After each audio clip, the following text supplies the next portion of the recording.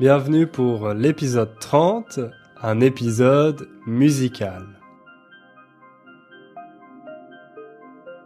Salut à tous et bienvenue dans ce 30e épisode d'Inner French. Et oui, déjà 30 épisodes. J'avais publié le premier à la fin du mois d'avril, donc ça fait plus de 6 mois. Le temps passe vraiment vite. Désolé pour ma voix, vous pouvez entendre que je suis encore un peu malade. Mais ça n'est pas grave, car c'est toujours un plaisir pour moi de préparer des choses pour vous. Je vous imagine dans la voiture ou dans le métro, aux États-Unis ou en Chine, en train d'écouter ce podcast, et ça me fait bizarre. Ça me fait bizarre de penser que des personnes du monde entier écoutent ma voix. Bon, on ne peut pas dire que je sois une rockstar, mais je vois dans mes statistiques qu'il y a des auditeurs dans 100 pays différents. 100 pays! Vous imaginez? Il y en a même certains dont je ne connaissais pas le nom avant. C'est vrai que je ne suis pas très bon en géographie, mais quand même, 100 pays, ça n'est pas rien. Je vois aussi que certains d'entre vous ont laissé des évaluations sur iTunes et sur Facebook. Merci beaucoup à vous, merci pour vos encouragements. C'est le genre de choses qui me prouve que ce que je fais est utile. Ça me pousse à continuer, car vous savez que ma mission, c'est d'aider un maximum de personnes à apprendre le français. Parce que c'est une langue magnifique, mais aussi parce qu'elle donne accès à un monde fantastique, celui de la culture francophone. Le cinéma, la philosophie, la littérature, la musique. Justement, aujourd'hui, on va parler de musique. Comme c'est le 30e épisode, j'ai décidé de faire quelque chose d'un peu spécial. Nous allons écouter et analyser ensemble un morceau de musique. Un morceau, c'est un mot qui veut dire une partie de quelque chose. Ça peut avoir différentes significations en fonction du contexte. Par exemple, les Français demandent souvent un morceau de pain quand ils sont à table. Si vous êtes à un dîner avec des Français et que vous êtes à côté de la baguette, quelqu'un vous demandera sûrement un morceau de pain. Mais moi, c'est de musique dont je veux vous parler. Donc, vous avez deviné qu'un morceau de musique signifie une partie d'un album, une chanson. Le mot chanson est assez démodé, donc maintenant on dit plutôt un morceau ou un titre. Mais avant de vous dire quel morceau j'ai choisi, je profite de ce podcast pour faire une petite annonce. J'ai créé une playlist dédiée à la musique française sur ma chaîne YouTube. Alors je vous invite à aller y jeter un œil, vous ferez sûrement des découvertes intéressantes. En fait, quand je demande à mes élèves s'ils connaissent des artistes français, ils me parlent toujours d'Édith Piaf, de Dalida ou de Serge Gainsbourg. Je trouve ça un peu bizarre, surtout quand c'est un élève qui a 20 ans. C'est comme si les Français avaient arrêté de faire de la musique dans les années 80. Pourtant, maintenant, il y a plein de groupes très talentueux. Vous connaissez sûrement les Daft Punk, et peut-être Phoenix ou Air. Mais savez-vous qu'ils sont français? Bon, ça n'est pas très utile pour vous, car ils chantent en anglais. C'est vrai que dans les années 90 et au début des années 2000, beaucoup de groupes français préféraient chanter en anglais. C'était plus cool. Mais maintenant, le français redevient populaire, même parmi les groupes de rock. C'est pour ça que j'ai décidé de créer cette playlist sur YouTube pour vous faire découvrir tous ces nouveaux artistes très talentueux. Je pense qu'écouter de la musique est un très bon moyen d'améliorer son français. Il y a 5 raisons pour ça. La première, c'est l'exposition à la langue et la répétition. Souvent, les personnes qui apprennent une langue ne veulent pas y consacrer beaucoup de temps. C'est vrai que nous sommes tous très occupés. Ou alors, nous faisons tout pour être occupés. Par exemple, moi, quand je dois faire mes exercices de grammaire de polonais, je trouve toujours d'autres choses plus urgentes comme nettoyer mon bureau ou me préparer un sandwich. Mais avec la musique, c'est différent. Quand on trouve un morceau qu'on aime, on a envie de l'écouter toute la journée, en boucle. Écouter quelque chose en boucle, ça signifie plusieurs fois, de manière répétée. Justement, la répétition est essentielle quand on apprend une langue. Et avec la musique, c'est plus facile. Par exemple, si vous n'arrivez pas à vous rappeler du mot rien, écoutez la chanson Je ne regrette rien d'Edith Piaf et je vous garantis que vous ne l'oublierez plus jamais. Non, rien de rien. Non, je ne regrette rien. La musique est aussi utile pour nous aider à identifier et séparer les mots. Je sais que c'est un grand problème avec le français. On ne peut pas séparer, différencier les différents mots d'une phrase. On a même parfois l'impression qu'une phrase est un seul et même mot. Mais il y a une expérience scientifique de 2007 qui a montré que quand on écoute de la musique, ça devient plus facile d'identifier les mots séparément grâce au contexte. La troisième raison est plus évidente, c'est le vocabulaire. Si vous écoutez des artistes francophones, vous allez forcément entendre des mots que vous ne connaissez pas. Évidemment, ça demande un peu de travail, car il faut chercher les paroles de la chanson. Mais avec Google, rien de plus facile. Écrivez juste le titre de la chanson, plus le mot parole, et vous les trouverez immédiatement. Ensuite, il suffit d'écouter le morceau plusieurs fois pour vous en souvenir. Ça nous amène à la quatrième raison, la prononciation.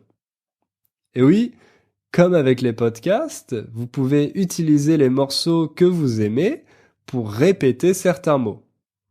Bien sûr, ça dépend aussi de l'artiste ou du groupe. Parfois, c'est difficile de comprendre ce qu'ils chantent, même pour les Français.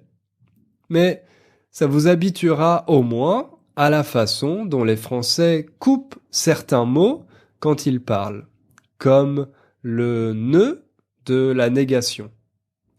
Il y a par exemple un morceau qui s'appelle « Je m'y attendais pas ». C'est un morceau de la chanteuse Cléa Vincent. Vous savez ce que ça veut dire « je m'y attendais pas » Ça vient du verbe « s'attendre à », qui veut dire « prévoir ». La forme correcte, ici, devrait être « je ne m'y attendais pas ». Mais à l'oral, on coupe le « ne » et on fait une élision du « je ». Donc ça donne « je m'y attendais pas » au lieu de « je ne m'y attendais pas ». Facile, non? Enfin, la dernière raison, la raison numéro 5, c'est le plaisir. Vous savez que je recommande toujours de faire des choses qu'on aime pour apprendre une langue. Si vous avez écouté le tout premier podcast, vous savez aussi que c'est une idée que j'ai empruntée au célèbre professeur et linguiste américain Stephen Krashen. Quand on fait des choses qui nous plaisent, les émotions positives nous aident à apprendre plus facilement. Nous sommes dans un meilleur état d'esprit. À mon avis, la musique est l'outil idéal pour ça. Bien sûr, écouter de la musique ne vous permettra pas de parler français couramment. Ça serait trop facile sinon. Mais c'est une bonne chose à ajouter à votre apprentissage, un bon complément. J'espère vous avoir convaincu et maintenant on va passer au morceau que j'ai choisi pour vous. C'est un morceau du groupe La Femme qui s'appelle Où va le monde? Le groupe La Femme est assez jeune puisqu'ils ont commencé leur carrière en 2010. Depuis, ils ont sorti 2 albums, un premier en 2013 qui s'appelle Psychotropical Berlin et un deuxième en 2016 qui s'appelle Mystère. Où va le monde est justement un extrait de ce deuxième album. Leur style est plutôt rock, les critiques disent que leur musique fait penser à la Cold Wave du groupe britannique The Cure. J'ai choisi ce morceau parce que les paroles sont assez simples et qu'il y a plein d'expressions intéressantes. Le titre de la chanson est justement une expression qu'on utilise en français pour dire qu'on ne comprend pas le monde où on vit. Par exemple, quand les personnes âgées ne comprennent pas le comportement des jeunes, elles disent « Mais où va le monde ?»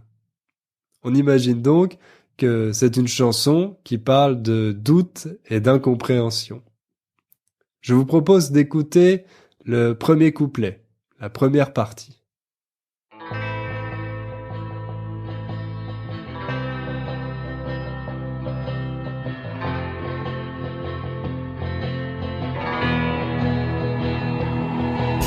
Mais où va le monde?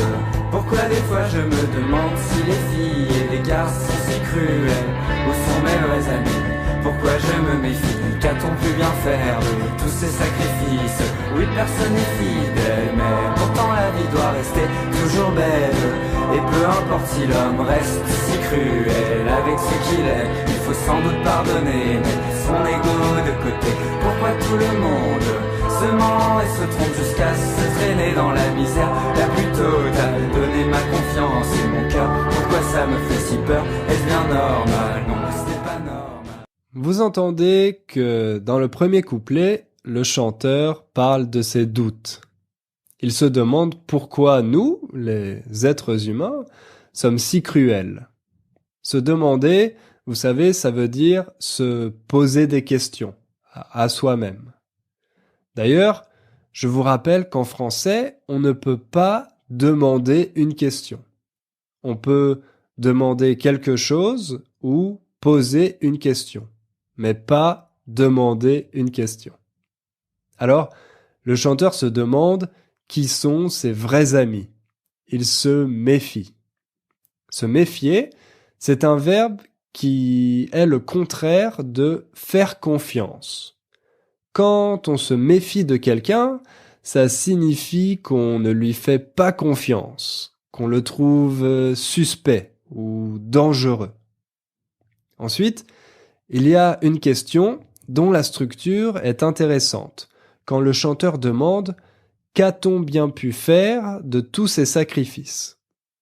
C'est le genre de structure qui est difficile à comprendre pour les étrangers. Donc là, exceptionnellement, on va faire un peu de grammaire pour que je vous l'explique.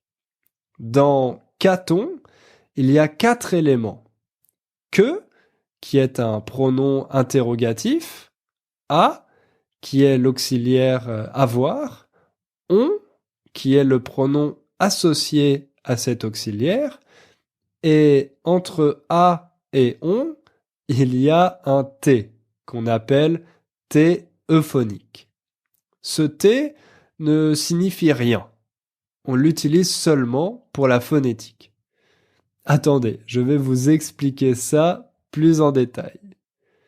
Vous savez que beaucoup de verbes courants, comme faire, pouvoir, vouloir, dire, partir, etc., se termine par un T à la troisième personne du singulier. Et quand on pose une question, on met le pronom après le verbe. Ça donne par exemple « fait-il »,« peut-elle »,« veut-il »,« dit-elle »,« part-il », etc. Les Français n'aiment pas quand il y a un mot qui se termine par une voyelle et le suivant qui commence aussi par une voyelle. C'est ce qu'on appelle un hiatus. Grâce au T euphonique, il n'y a pas de hiatus car il se place entre les deux voyelles. Comme dans notre exemple, le chanteur dit « qu'a-t-on » au lieu de « qu'a-on ». Mais attention, n'ajoutez pas de T euphonique partout. On le met seulement à la troisième personne du singulier pour les verbes qui se terminent par un E ou un A. Donc, surtout les verbes du premier groupe et l'auxiliaire avoir. Comme dans la question « y a-t-il » par exemple. Y a-t-il un docteur dans la salle? Bref, quand vous voyez un T qui est tout seul entre deux mots, ne paniquez pas. C'est juste un T euphonique. Après ça, le chanteur déclare que personne n'est fidèle. Là aussi, c'est une structure qui pose parfois problème aux étrangers à cause de la double négation. Vous savez qu'en français, la négation se fait avec deux mots, ne et pas. Mais on peut exprimer différentes négations en utilisant un autre mot à la place de pas, comme jamais, rien, plus, personne. Mais attention, quand vous remplacez pas par un autre mot, vous ne pouvez pas répéter pas. Sinon, c'est une double négation. Par exemple, ici, vous ne pouvez pas dire « personne n'est pas fidèle ». Il faut dire « personne n'est fidèle ». C'est une erreur que j'entends souvent avec mes étudiants, donc faites-y attention. Il y a encore deux expressions utiles dans ce couplet. D'abord, l'expression « peu importe », quand le chanteur dit « et peu importe si l'homme reste si cruel avec ceux qu'il aime ». Vous la connaissez sûrement, elle signifie que quelque chose n'a pas d'importance. Par exemple, si quelqu'un vous propose deux options et que vous n'avez pas de préférence, vous pouvez répondre « peu importe ». C'est la version polie. La version plus familière, c'est « je m'en fous » ou « je m'en fous » quand on parle plus vite. Mais attention, ça n'est pas très gentil de répondre ça à quelqu'un. La deuxième expression intéressante se trouve dans la phrase « mettre son ego de côté ». Mettre quelque chose de côté, ça signifie ne pas s'en occuper, l'ignorer. Donc, si vous mettez votre ego de côté, ça veut dire que vous oubliez votre fierté. Vous essayez de ne pas y penser. Par exemple, si vous devez faire quelque chose de ridicule en public, il faut mettre votre ego de côté. Mais il y a aussi un deuxième sens qui est économiser de l'argent. Si une personne dit « je mets de côté pour mes vacances », ça veut dire qu'elle économise de l'argent pour financer ses vacances. Bref, dans ce premier couplet, on comprend que le chanteur ne fait plus confiance aux autres et qu'il a beaucoup de doutes. On peut imaginer qu'il a vécu un événement personnel difficile comme la fin d'une relation amoureuse. Écoutons maintenant le refrain. Le refrain, c'est la partie qu'on répète plusieurs fois dans une chanson.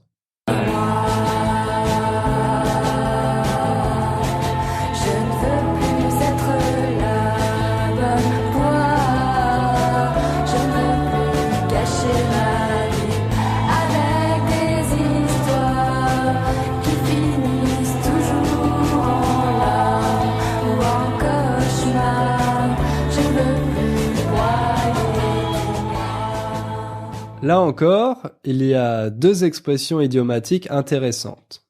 Être la bonne poire et broyer du noir. La poire, vous savez, c'est ce fruit qu'on mange plutôt en hiver et qui est vert ou jaune. Mais être une bonne poire, ça signifie être une personne un peu naïve dont les autres profitent.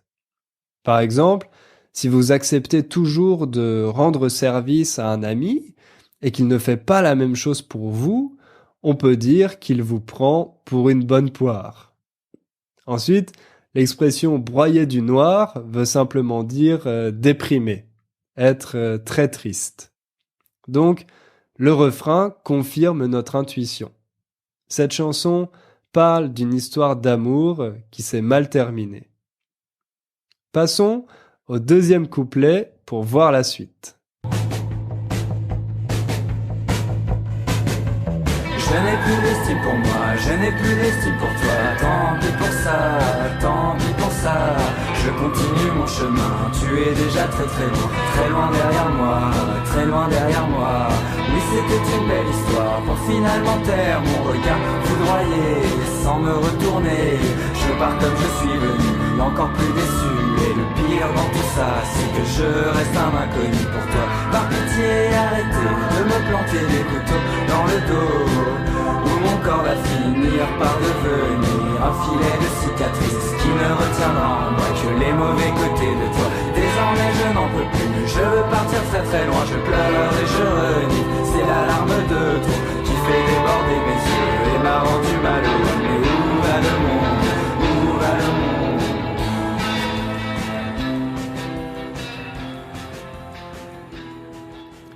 Ici, le chanteur parle plus concrètement de ce qui s'est passé.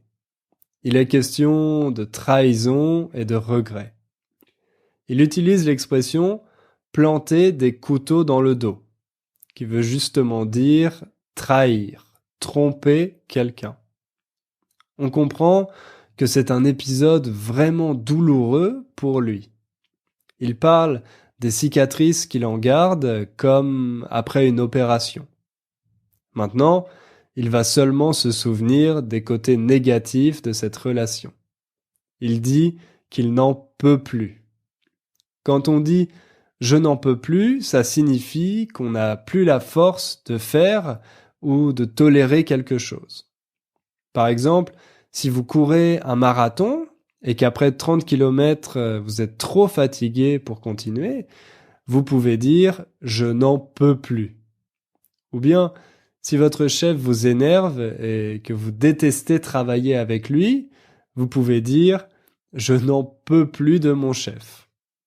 Ici, le chanteur n'en peut plus de la situation dans laquelle il est, alors il veut partir très loin pour oublier. Mais où va le monde?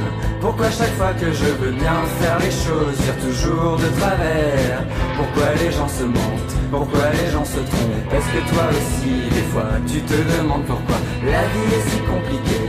Surtout quand deux personnes s'aiment mais qu'ils semblent être bien ensemble. Ça paraît si facile, alors comment ça se fait qu'à chaque fois ça finit en pleurs? Je n'en peux plus des histoires futiles, je n'en peux plus de tous ces bourreaux et de toutes ces victimes. L'homme se contredit à longueur de journée, il ne sait pas ce qu'il veut, c'est pour ça qu'on se fait du mal. Est-ce bien normal? Il y a des questions où je sais que je ne trouverai jamais la réponse. Il y a des choses auxquelles on ne peut rien faire, il faut sans doute s'en moquer, passer à travers. Et moi, je ne serai plus la bonne toi. Je ne veux plus cacher ma vie avec des histoires qui finissent toujours en drame ou en cauchemar. Je ne veux plus broyer du noir. Dans cette dernière partie, le chanteur pose à nouveau des questions plus générales sur les hommes et les femmes. Il se demande pourquoi nous agissons comme ça. Pourquoi nous ne disons pas la vérité et pourquoi nous trahissons les autres. Ils pensent qu'il y a d'un côté les victimes et de l'autre les bourreaux. Autrement dit, les personnes qui font souffrir les autres. Sa théorie, c'est que nous ne savons pas ce que nous voulons. Nous passons notre temps à nous contredire. D'après lui, c'est pour ça que les gens se font du mal. Mais sa conclusion est un peu triste car il croit qu'on ne peut pas changer cette situation, qu'on ne peut rien y faire. La seule solution, c'est de passer à travers, autrement dit, de l'ignorer et de continuer. Sinon, on risque de gâcher sa vie. Ça veut dire mal l'utiliser et la perdre. Comme quelqu'un qui a un talent et qui n'essaye pas de le développer. On dit que cette personne gâche son talent.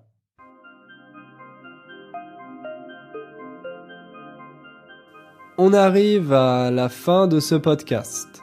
Merci de m'avoir écouté, merci pour votre attention. Si vous trouvez que c'est une bonne idée d'analyser des chansons, ou s'il y a une chanson particulière que vous voulez me conseiller, envoyez-moi un email. J'essaierai de faire d'autres épisodes dans ce style. Je vous rappelle aussi que la transcription du podcast et les paroles de cette chanson sont disponibles sur mon site innerfrench.com. Pour finir, je voulais vous dire que je ne publierai pas de nouvel épisode la semaine prochaine. Je travaille sur un nouveau projet et malheureusement, je ne vais plus avoir le temps de publier chaque semaine. Donc maintenant, il y aura un épisode toutes les 2 semaines. J'espère que vous ne m'en voudrez pas. Si je vous manque, je vous invite à réécouter les anciens épisodes. Donc, on se retrouve dans 2 semaines et d'ici là, n'oubliez pas de faire un peu de français tous les jours. À bientôt!